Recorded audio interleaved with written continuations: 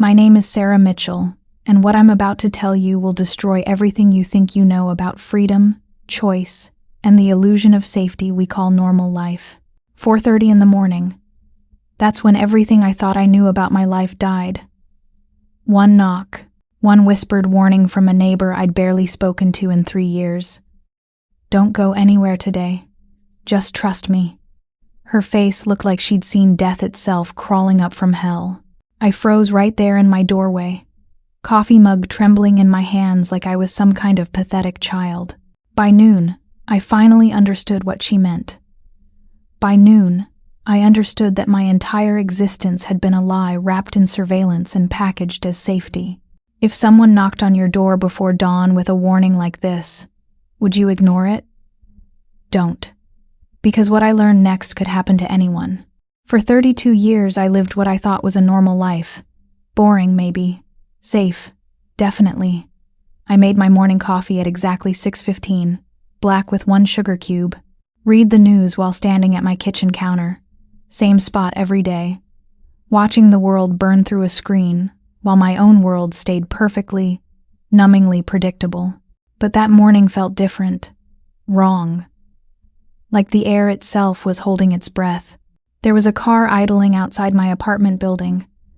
Had been there since I woke up, engine running, windows tinted so dark they looked like holes cut into reality. My phone kept buzzing with blocked calls that died the second I answered. And this feeling, this crawling sensation up my spine like invisible fingers tracing my vertebrae. I told myself it was paranoia. I told myself I was losing it. I was wrong about the paranoia part. Dead wrong. The truth is, when you live your entire life in a cage, you forget what freedom feels like. You forget that the walls around you aren't natural, aren't inevitable. You accept the bars because they've always been there, painted pretty colors and decorated with promises of safety and security. They had me in a cage for 32 years, and I called it home. By 11:30, I realized this wasn't paranoia. It was preparation. Someone had been watching me, studying me, waiting for the perfect moment to close their trap. And I'd been making it easy for them, following the same routines, the same patterns, the same predictable path through life that made me trackable, manageable, controllable. 11:47. The call that shattered everything. Calm voice, professional tone, the kind that delivers death sentences with the emotional range of a weather report. "Miss Mitchell, this is Detective Rodriguez with the Metro Police. We need you to come down to the station immediately. We have surveillance footage of you entering the Blackstone Research Facility this morning at approximately 9:15 a.m. My blood turned to ice water. That's impossible. I've been home all morning. I've never even heard of Blackstone Research. Miss, the footage is very clear. Facial recognition confirms it's you. Badge-in records show your ID card was used. The problem is, you never exited the building. You're currently listed as missing." The phone slipped from my hand like it was made of molten metal. Someone was impersonating me. Someone had my face, my ID, my entire identity, and they were using it to disappear me from existence while I sat in my apartment drinking coffee and reading about other people's tragedies. But it was worse than that.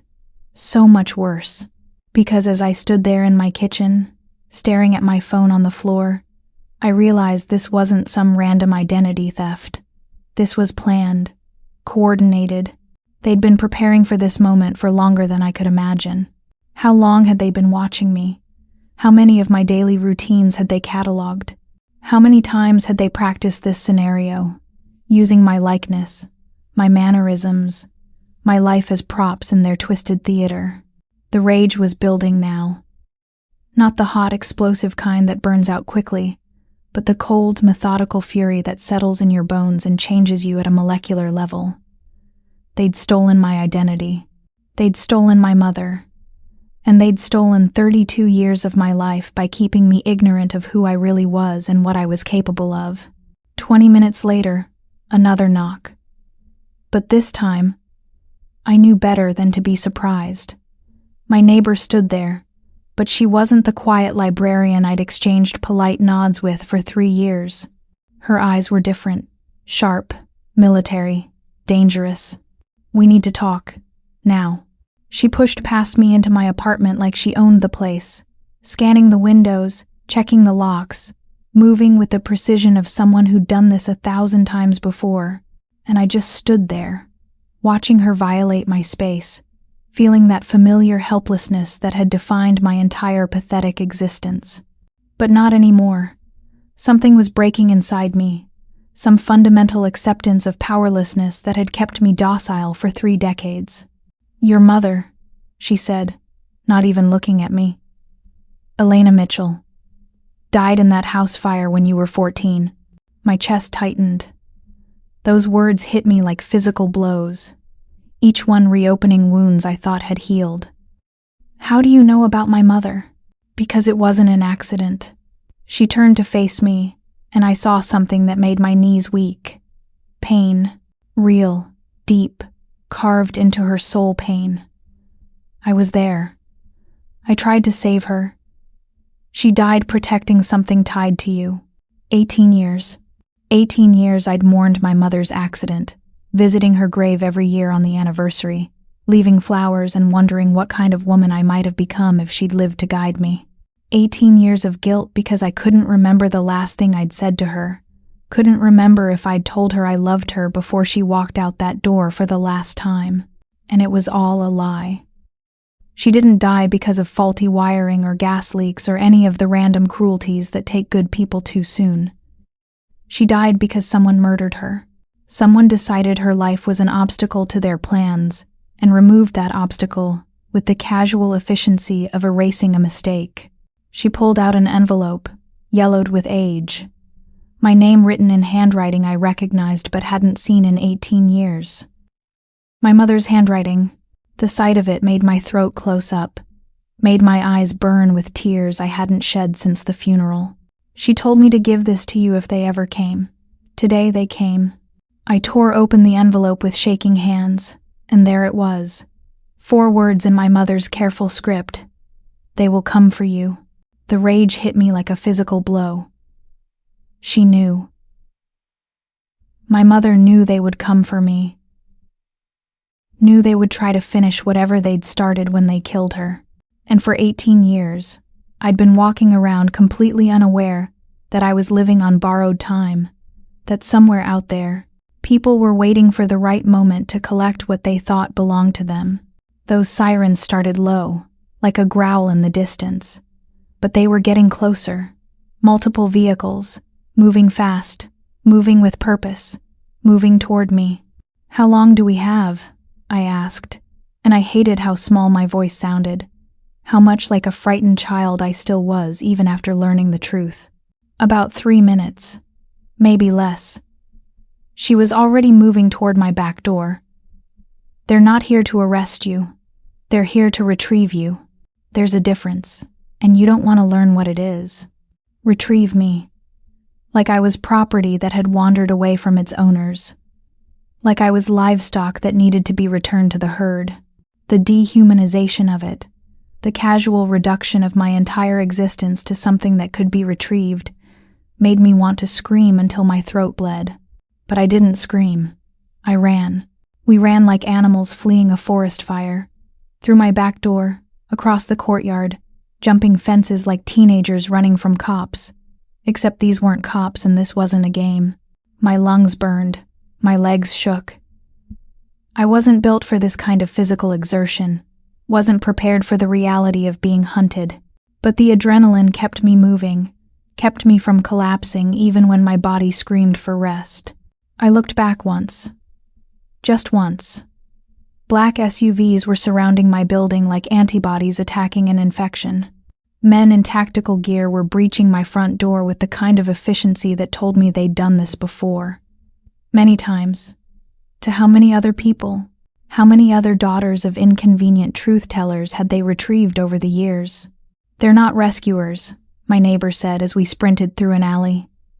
"They're retrieval units. Human retrieval units." The phrase hit me like a sledgehammer. Human retrieval units. the clinical nature of it, the way it reduced human beings to objects that could be lost and found, misplaced and recovered. These weren't law enforcement officers following due process. These were hunters tracking prey. We reached her car. Not the beat-up Honda I'd seen her drive for years, but a sleek black sedan with license plates I couldn't read in the shadows. Another lie. Another piece of my reality that turned out to be carefully constructed fiction. "Who are you?"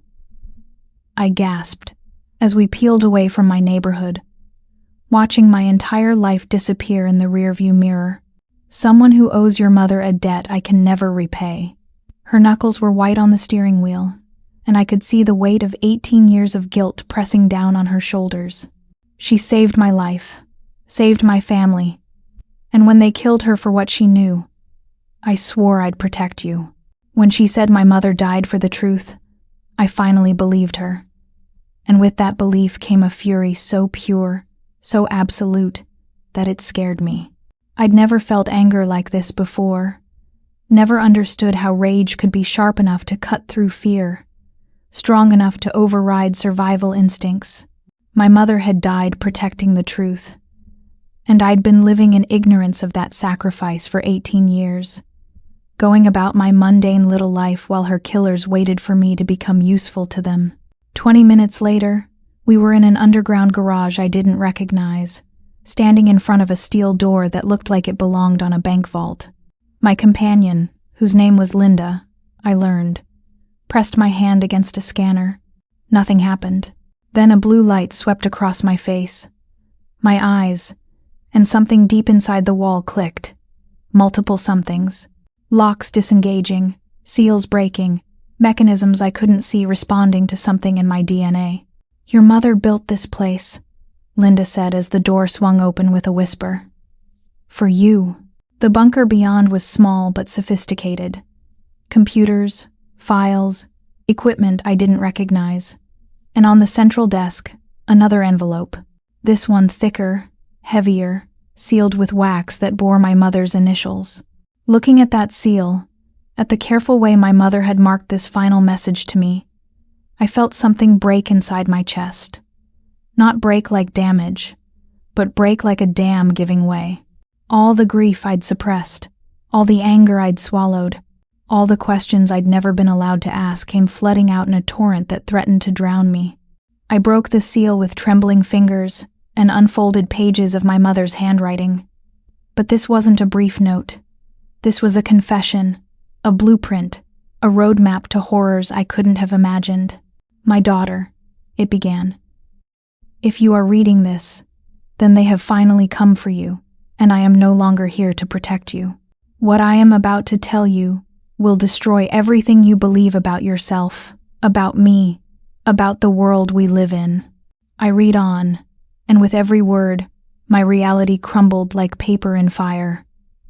Each sentence was a hammer blow against the foundation of everything I thought I knew about my life, my family, my place in the world. You were born immune to control, not immune to physical control.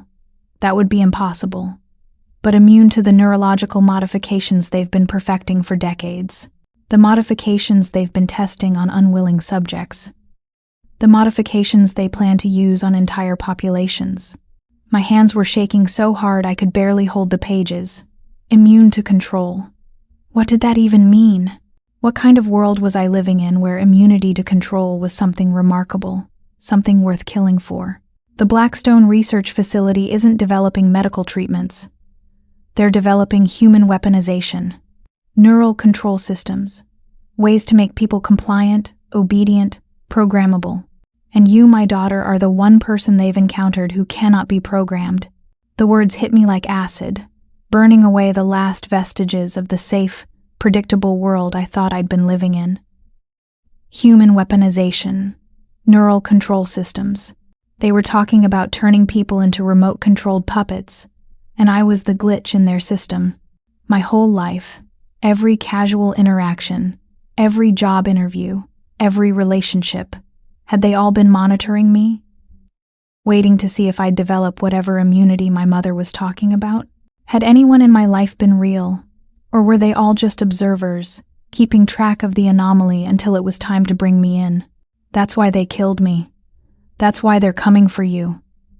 Because you represent proof that their system can fail, that humans can resist, and they cannot allow that proof to exist. The rage building in my chest felt like molten steel. They'd killed my mother because she'd discovered their plans. They'd orphaned me, stolen 18 years of her guidance and love, condemned me to a lifetime of wondering what I might have been if she'd lived to shape me. And now they wanted to finish the job. Not just kill me, but erase the very possibility that someone like me could exist. Wipe out the evidence that their precious control systems weren't perfect, weren't absolute. At the bottom of my mother's letter was a set of coordinates and an access code. Linda helped me enter them into the bunker's computer system, and what appeared on the screens made me physically sick. Files, thousands of them, test subjects, before and after photos showing the same people with completely different expressions, different postures, different everything. Like someone had reached into their brains and rearranged their personalities. These weren't volunteers. These weren't criminals or willing participants in some greater good. These were ordinary people, teachers, mechanics, parents, students, who'd been taken from their lives and turned into experiments. Their faces in the before photos showed confusion, fear, defiance. In the after photos, they looked empty, hollow, like someone had scooped out everything that made them human and left only obedient shells. Video logs of experiments, scientists in lab coats talking about compliance rates and behavioral modification success, while humans, actual human beings, sat in chairs with devices attached to their heads, drooling and vacant-eyed. I watched one video where a woman was shown pictures of her own children and felt nothing. No recognition, no emotion, no connection to the life she'd lived before they got their hands on her. They'd erased her capacity to love, to remember, to be anything more than a programmable machine. Financial records showing funding from government agencies I'd heard of and private corporations whose products I'd probably used, pharmaceutical companies, tech giants, defense contractors, all of them pouring money into research that treated human consciousness like software to be updated. The scope of it was staggering. This wasn't some rogue operation or isolated experiment. This was a coordinated effort involving hundreds of people, billions of dollars, decades of research, and all of it aimed at turning human beings into controllable assets. And there, in a file marked Priority Termination, was my mother's face. Elena Mitchell, identified as resistance researcher, terminated. Below her photo was mine. Current status: active monitoring, awaiting optimal extraction conditions. They'd been watching me for 18 years, waiting, planning, deciding when to harvest whatever genetic quirk made me immune to their programming. I wasn't a person to them. I wasn't even a test subject. I was a resource to be exploited and then disposed of. That's when the alarm started. Not in the bunker. Linda had built this place to be invisible. But on the computer screens, multiple alerts showing breach attempts at the facility, tracking signals converging on our location, communication intercepts indicating they'd found us. "How long do we have?" I asked, and I was surprised by how steady my voice sounded. The fear was still there, but it was being overwhelmed by something else, something harder and sharper and infinitely more dangerous. Maybe 10 minutes, maybe less. Linda was already pulling drives from the computers, copying files, preparing for evacuation. But there's something else. Something your mother wanted you to see. She led me to a secondary terminal and pulled up a final file. A video recording. My mother's face appeared on screen, but she looked older, more tired than I remembered. This was recorded shortly before she died, I realized. This was my mother's final message, recorded when she knew death was coming for her. "Sarah, if you're watching this, then you've learned the truth about what they're doing, about what they did to me. But there's one more thing you need to know, one choice you'll have to make. The video showed my mother standing in what looked like this same bunker, but her hand was hovering over two buttons. One red, one blue. Even in the recording, I could see her hand trembling with the weight of the decision she was asking me to make. The red button will surrender everything I've collected to them. All the evidence, all the research, all the proof of what they're doing. In exchange, they'll leave you alone. You can live your life in ignorance, but you'll live. Her voice cracked, and I could see the pain in her eyes as she contemplated asking her daughter to choose cowardice over justice. The blue button will upload everything to every major news outlet, every social media platform, every government database in the world simultaneously. It will expose everything. But Sarah, they will never stop hunting you. Never. The video ended, and I stared at the screen, at my mother's frozen face, at the weight of a choice I never wanted to make. Live as a coward or die as a hero. Accept their lie or expose their truth. Survive in ignorance or fight for justice knowing it would probably kill me. But looking at those files, at the evidence of what they'd done to countless innocent people, at the plans for what they intended to do to millions more, there really wasn't a choice at all. I slammed my hand down on the blue button. Immediately, every screen in the bunker lit up with upload progress bars.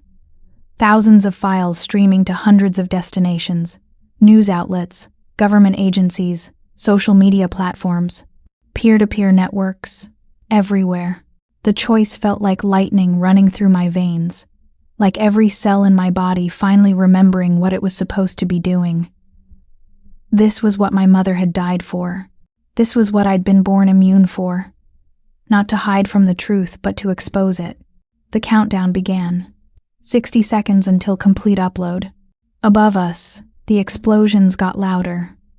They were breaching the garage level, working their way down to us with the methodical efficiency of exterminators clearing out vermin. 50 seconds. Linda was leading me toward a tunnel I hadn't noticed before, hidden behind a false wall. Your mother built multiple exits. She knew this day would come. 40 seconds. I could hear them on the stairs now. Military-grade equipment, possibly dozens of personnel.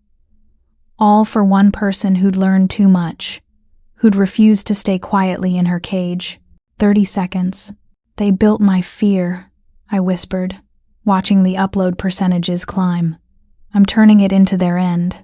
20 seconds. Smoke was starting to seep under the bunker door. They were using gas, trying to flush us out without damaging the computers. Too late for that. The damage was already done. 10 seconds. The tunnel led to an abandoned subway maintenance area. We ran through darkness, guided only by Linda's flashlight and the sound of our own desperate breathing. Behind us, I could hear the sound of my mother's sanctuary being violated, torn apart by people who would never understand what they'd just lost. Upload complete. Behind us, I heard the bunker door finally give way. Shouts, curses, the sound of computers being smashed, too late to stop what had already been unleashed. We ran for what felt like hours through those tunnels, past rusted rails and abandoned platforms, through maintenance areas that hadn't seen light in decades. Linda knew the way like she'd memorized every turn, every junction, every escape route. My lungs were screaming. My legs felt like they were made of lead, but I kept running because stopping meant capture, and capture meant becoming another empty face in their files, another success story in their behavioral modification research. When we finally emerged, we were 8 miles from where we'd started, in the basement of what looked like an abandoned warehouse.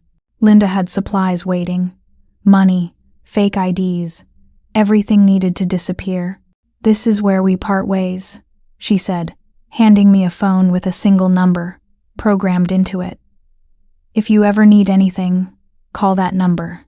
But understand, after today, I can't protect you anymore. No one can." I looked at this woman who'd risked everything to honor a promise made to my dead mother. "Why? Why did you do this?" Her eyes went distant, and for a moment I saw past the professional exterior to the grief underneath. "Because 18 years ago, Your mother could have saved herself, could have given them what they wanted and lived. Instead, she saved my son. He was one of their test subjects. Early experiments. Your mother got him out, gave him a new identity, a new life, and when they killed her for it, she couldn't finish the sentence, but she didn't need to. I understood. My mother had died saving someone else's child, and now that child's mother was saving me. It was a debt that couldn't be repaid, only passed forward. 6 hours later, sitting in a diner 3 states away, I watched the world explode. Every major news outlet was running the story. Classified government mind control experiments exposed. Human weaponization program revealed. Blackstone research facility raids underway. My phone, the untraceable one Linda had given me, was buzzing with news alerts. The files I'd uploaded were being verified by independent journalists. Government officials were calling for investigations. Stock prices were crashing. Executives were being arrested. But the strangest thing was seeing my own name trending worldwide. Whistleblower vanishes after leak. They were calling me a hero, a patriot, a woman who'd sacrificed everything to expose the truth. They had no idea I was sitting in a roadside diner watching it all unfold over coffee and apple pie, wondering if I'd just saved the world or signed my own death warrant. The irony wasn't lost on me. For 32 years, I'd been invisible, insignificant, just another face in the crowd. Now, suddenly, I was the most wanted woman in America. Every law enforcement agency would be looking for me. Every intelligence service would want to debrief me. Every corporation implicated in the files would want me silenced permanently.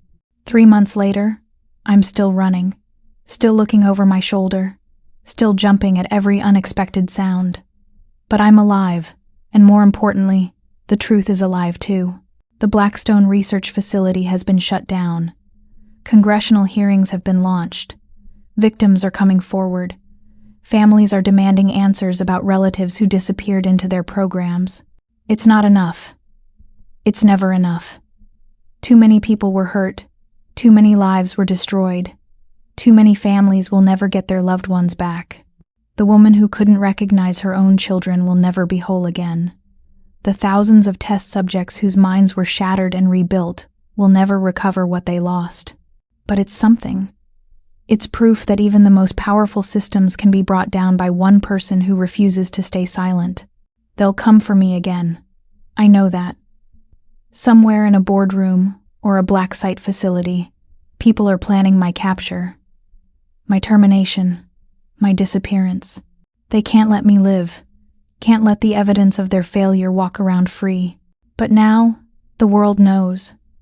And once the truth breathes, it can't be suffocated. They thought I was their property. I became their proof that resistance is possible, that control can be broken, that truth can survive even in the darkest places. My name is Sarah Mitchell, and this is my testimony. Guard it well.